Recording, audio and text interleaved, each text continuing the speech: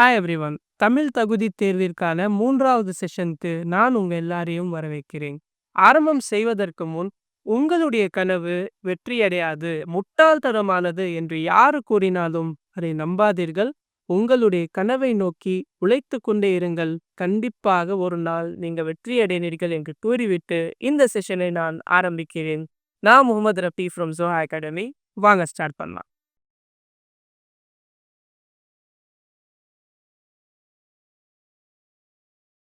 இந்த செஷனுடைய முதல் கேள்வியை நாம் பார்க்கலாம். விடைக்கேற்ற வினாவை தேர்ந்தெடுக்க என்று கூறியிருக்கிறாங்க. இதற்கு ஸ்டீஃபன் ஹாக்கிங் தற்காலத்தின் ஐன்ஸ்டைன் என புகழப்படுகிறார் என்ற வினாவை கொடுத்திருக்காங்க.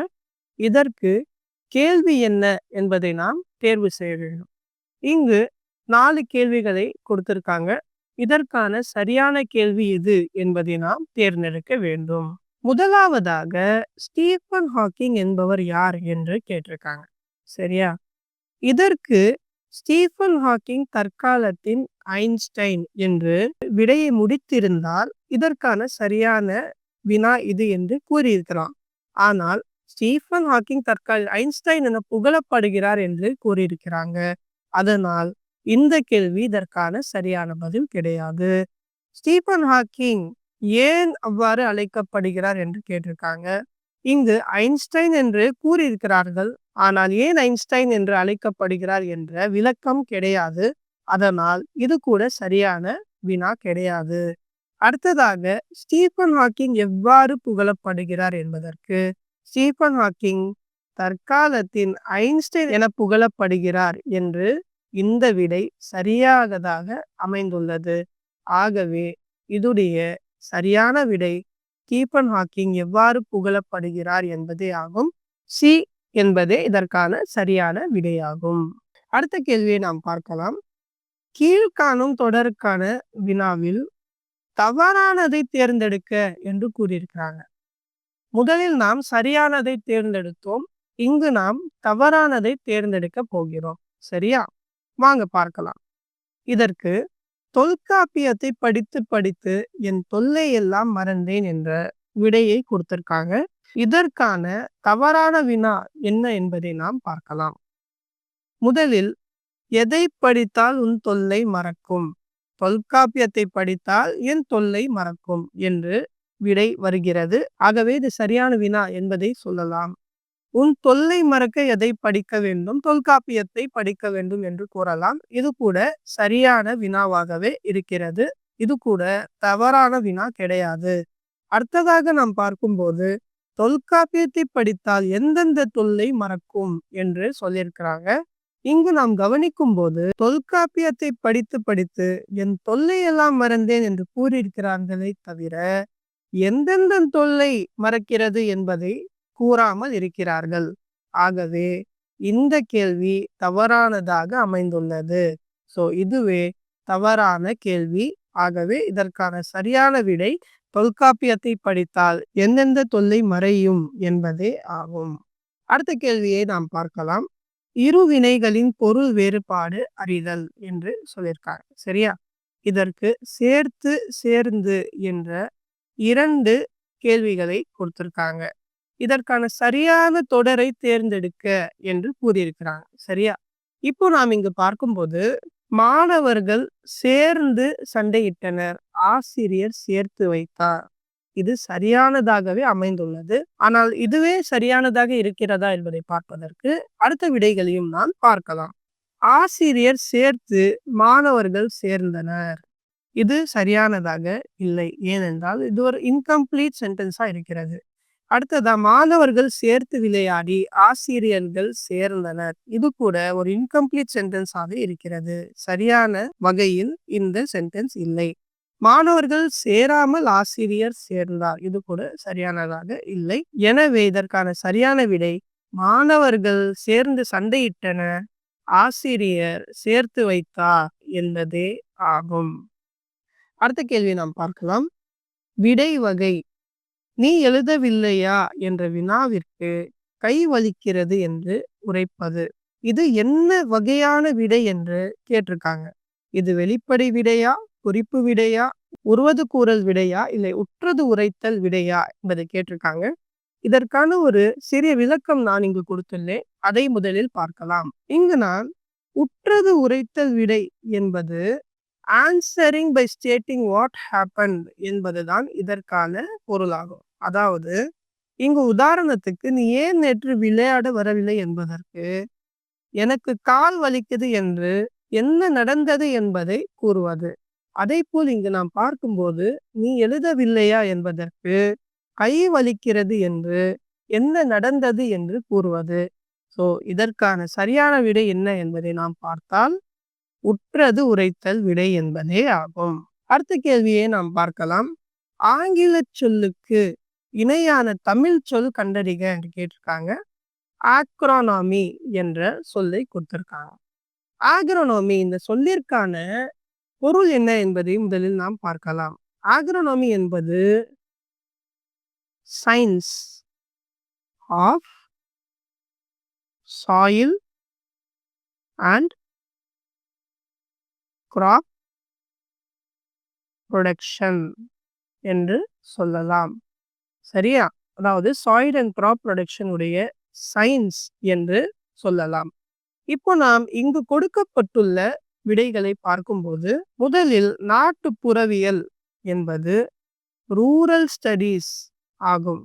சரியா? அதாவது ரூரல் ஏரியாஸை பற்றியான ஸ்டடீஸ். அடுத்ததா நெற்பயிர் என்பது ரைஸ் கிராப் என்று சொல்லலாம். சரியா? அடுத்ததா வேளாண்மை என்பது ஃபார்மிங் என்று நாம் சொல்லலாம். அடுத்ததா உளவியல் என்பதுதான் சாயில் கல்டிவேஷன் சயின்ஸ். சரியா? ஆகவே இதற்கான சரியான விடை உளவியல் என்பதே ஆகும். அடுத்த கேள்வியை நாம் பார்க்கலாம். ஃபாரஸ்ட் கன்சர்வேட்டர் இச்சொல்லுக்கு இணையான தமிழ் கலைச்சொல் தேர்க என்று கூறியிருக்கிறாங்க. அதாவது இங்கு 4 விடைகளை கொடுத்திருக்காங்க. ஃபாரஸ்ட் கன்சர்வேட்டருக்கான சரியான கலைச்சொல் என்ன என்பதை நாம் கண்டறிய வேண்டும். இங்கு நாம் பார்க்கும்போது முதலில் இங்கு கொடுத்துள்ள சொற்களின் பொருள்களை நாம் தெரிந்து கொள்ளலாம். சரியா? வனவியல் ஆராய்ச்சியாளர் என்பவர் ஃபாரஸ்ட் ரிசர்ச்சர் என்று சொல்லலாம். சரியா? அடுத்ததாக வனவியல் நிபுணர் என்பவர் ஃபாரஸ்ட் எக்ஸ்பர்ட் என்று நாம் சொல்லலாம். சரியா? அடுத்ததா வனத்துறை அலுவலர் என்பது ஃபாரஸ்ட் டிபார்ட்மெண்ட் ஆஃபீஸர் என்று நாம் சொல்லலாம். சரியா? அடுத்ததாக வன பாதுகாவலர் என்பவரே ஃபாரஸ்ட் கன்சர்வேட்டர் ஆவார். ஆகவே இதற்கான சரியான விடை வன பாதுகாவலர், அதாவது ஃபாரஸ்டை கன்சர்வ் பண்ற ஒரு ஆள் என்பதை நாம் தெரிந்து கொள்ளலாம். சரியா? அடுத்த கேள்வி, டிரான்ஸ்லேஷன் என்பதற்கு இணையான கலைச்சொல் தருக. சரியா? இதற்கும் 4 விடைகளை கொடுத்திருக்காங்க. இதற்கான சரியான விடை என்ன என்பதை நாம் பார்க்கலாம். மொழிபெயர்ப்பு என்பது ஒன் லாங்குவேஜ் இருந்து மற்றொரு லாங்குவேஜிற்கு கன்வெர்ட் செய்வது ஆகும். சரியா? சீர்திருத்தம் என்பது ரீஃபார்ம் என்று நாம் சொல்லலாம். சரியா? சீர்திருத்தம் செய்வது. விழிப்புணர்வு என்பது அவேர்னஸ் என்று நாம் சொல்லலாம். சரியா? அடுத்ததாக கதைப்பாடல் என்பது ஸ்டோரி சாங் என்று சொல்லலாம். ஆதலால் இங்கு நாம் பார்க்கும்போது டிரான்ஸ்லேஷன் என்பதற்கு one language to another language என்பதே சரியான விடையாகும். ஆகவே இதற்கான சரியான விடை மொழிபெயர்ப்பு என்பதே ஆகும். சரியா? அடுத்த கேள்வியை நாம் பார்க்கலாம். பாரதியின் பாடல்கள் உள்ளங்கை நெல்லிக்கனி போல அனைவருக்கும் விளங்கும் உவமையின் பொருளை எழுதுக என்று சொல்லியிருக்காங்க. அதாவது இங்கு ஒரு உவமையை கொடுத்திருக்காங்க. இதற்கான பொருளை தேர்ந்தெடுக்க என்று சொல்லியிருக்காங்க. சரியா? இங்க 4 விடைகளை கொடுத்திருக்காங்க. இதற்கான சரியான பொருள் என்ன? இப்போ நாம் இங்கு பார்க்கும்போது முதலில் உள்ளங்கை நெல்லிக்கனி போல என்பதற்கு இதற்கான பொருள் என்ன என்பதை நாம் பார்க்கலாம். உள்ளங்கை என்பதற்கு கை என்னும் பொருள் வரும். அடுத்ததாக நெல்லிக்கனி என்பதற்கு நெல்லிக்காய் என்ற பொருள் வரும்.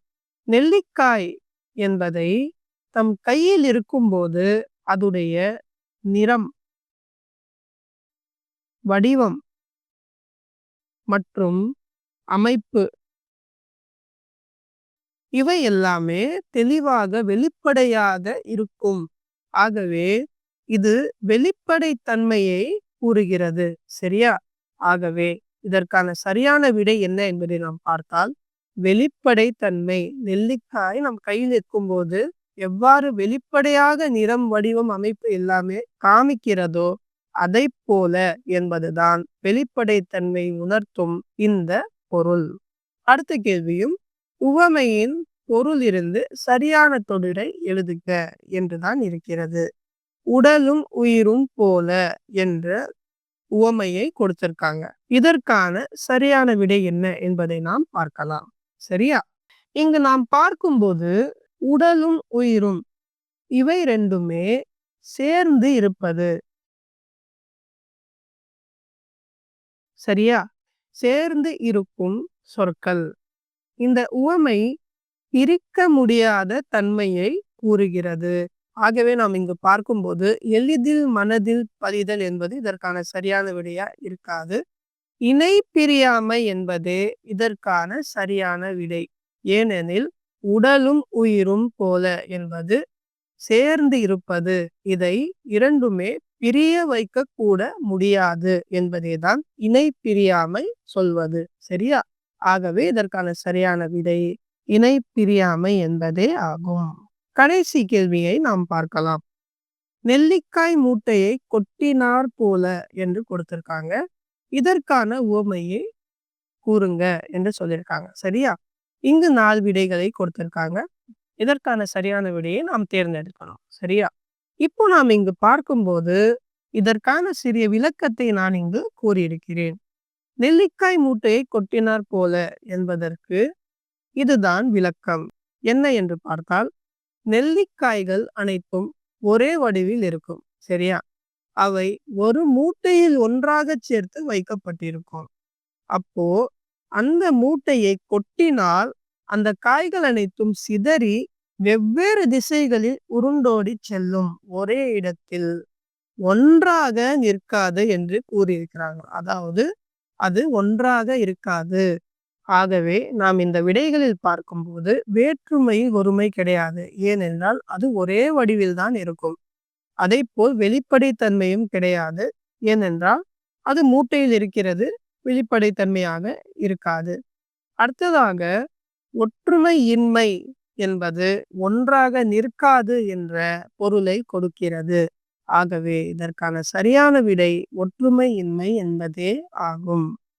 இந்த செஷன் உங்களுக்கு மிகவும் உதவியாக இருந்தது என்று நான் நம்புகிறேன். இதற்கான தனி பிளேலிஸ்ட் நான் என்னுடைய சேனலில் உருவாக்கி இருக்கிறேன். அதை செக் பண்ணி பாருங்க. இதை போன்ற வீடியோக்களை நீங்கள் பார்க்கணும் என்றால் கண்டிப்பாக என்னுடைய சேனலுக்கு சப்ஸ்கிரைப் செய்யுங்கள். நான் Mohammed Rafi from Joha academy, signing out.